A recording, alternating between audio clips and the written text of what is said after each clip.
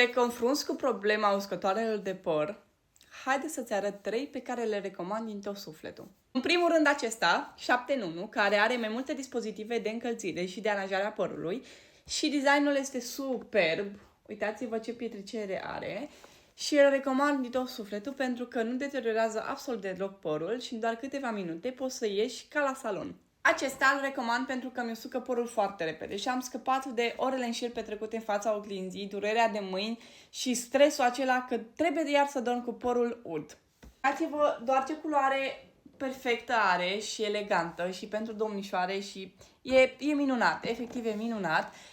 Vine cu o perie care nu rupe absolut deloc părul și cu un săculeț care ajută la depozitarea lui și la siguranța uscătorului. Și acesta este pentru fetele care au bucle și care vor să țină buclele evidente în fiecare zi. Uitați-vă cât de frumos arată și el și cât de elegant.